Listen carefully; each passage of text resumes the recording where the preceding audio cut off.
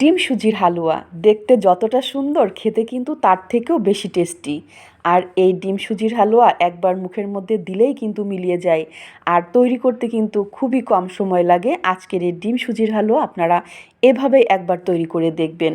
এখানে একটা নিয়েছি আমি জুসের জগ, এর মধ্যে আমি নর্মাল তাপমাত্রায় থাকা 4টা মুরগির ডিম নিয়েছি। ডিমটাকে কিন্তু অবশ্যই নর্মাল তাপমাত্রায় থাকতে হবে। এখন মেজারমেন্ট কাপের 1 কাপ দিয়ে দিচ্ছি চিনি। আমি কিন্তু চিনিটা একবারে ব্যবহার করেছি। আর এখানে দিয়ে দিচ্ছি আমি ঘন দুধ, মেজারমেন্ট কাপের 1 কাপ। আমি হাফ লিটার দুধটাকে ঘন করে 1 কাপ করে নিয়েছি। দুধটা কিন্তু অবশ্যই ঘন করে নিতে হবে। ঢাকনা দিয়ে ঢেকে এখন আমি এটাকে ব্লেন্ড করে নিয়েছি। ব্লেন্ড করে নেওয়ার পরে আমি আপনাদেরকে একটুখানি চামচ দিয়ে তুলে দেখিয়ে দিচ্ছি যেন চিনির মধ্যে কোনো রকম দলা না পেকে থাকে। মোটামুটি চিনিটা যেন খুব ভালোভাবে মেল্ট হয়ে যায়। এখন একটা সাইডে রেখে দিচ্ছি। দেওয়ার পরে যেহেতু ডিম সুজির হালুয়া, এর জন্য এখানে নিয়েছি আমি মেজারমেন্ট কাপের হাফ কাপের থেকে একটু কম পরিমাণ গলানো ঘি। এখানে কিন্তু অবশ্যই ঘিটা ব্যবহার করতে হবে। ঘিটা যখন একটু গরম হয়ে গিয়েছে ওই পর্যায়ে আমি এখানে দিয়েছি 1/3 কাপের মতো সুজি। সুজিটা দিয়ে খুব ভালোভাবে কিন্তু ভেজে নিতে হবে। আমি আপনাদেরকে দেখিয়ে দিচ্ছি। ভাজতে ভাজতে একটা পর্যায়ে আমি এখানে দিয়েছি 3 টুকরা এলাচের গুঁড়া। এতে করে দারুণ একটা ফ্লেভার পাওয়া যাবে। আর সুজিটা যখন ভাজা হয়ে গিয়েছে ওই পর্যায়ে আমি এখানে দিয়েছি হাফ লিটার তরল দুধ। আমি এখানে গরুর দুধ নিয়েছি, ঠান্ডা দুধ। এখন দুধের সাথে সুজিটা দিয়ে অনবরত নাড়তে হবে। নাড়া কিন্তু থামানো যাবে না।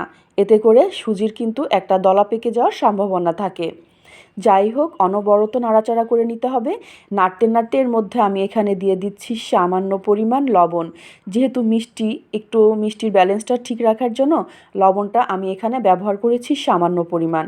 সুজিটা যখন খুব ভালো মতো ঘন হয়ে আসছে এই পর্যায়ে কিন্তু আপনাকে অনবরত নাড়তে হবে। নাড়তে নাড়তে যখন সুজিটা একটু ঘন হয়ে আসবে এই পর্যায়ে আগে থেকে ডিম, দুধ, চিনিটাকে আমি ব্লেন্ড করে রেখেছিলাম, এটাকে আমি উপর থেকে দিয়ে দিচ্ছি। এই পর্যায়ে কিন্তু নাড়া একেবারেই থামানো যাবে না। এতে করে কিন্তু দলা পেকে যেতে পারে। খুব ভালোভাবে আমি নাড়াচাড়া করে নিচ্ছি। চুলার আঁচটা কিন্তু এই পর্যায়ে মিডিয়াম করে রাখা আছে।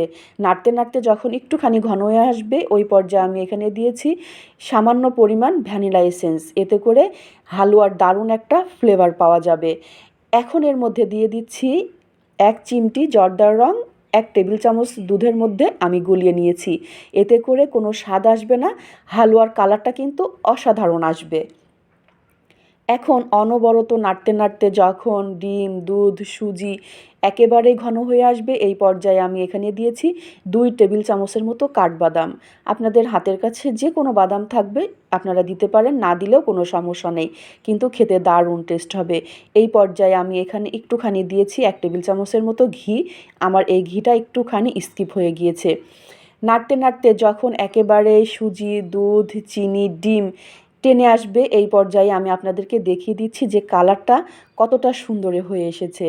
খুব ভালোভাবে নাড়তে নাড়তে যখন চুলা থেকে মোটামুটি কড়াই থেকে ছেড়ে আসবে হালুয়াটা এই পর্যায়ে কিন্তু আপনারা নামিয়ে নিতে পারেন। আমি যেহেতু বরফি শেপে কাটবো এর জন্য আমি আরও কিছুক্ষণ একটুখানি নেড়েচেড়ে টানিয়ে নিব। নেওয়ার জন্য আমি চুলা থেকে নামিয়ে নিয়েছি। এখন একটা ব্রাশের সাহায্যে সামান্য পরিমাণ ঘি দিয়ে একটা ডিশের মধ্যে আমি হালুয়াটাকে ঢেলে নিচ্ছি। এখনও কিন্তু হালুয়াটা গরম অবস্থায় আছে। একটা স্প্যাচুলা দিয়ে চারিপাশটাতে একেবারেই হালুয়াটাকে সমান করে নিতে হবে, যেহেতু আমি বরফি শেপে কাটবো।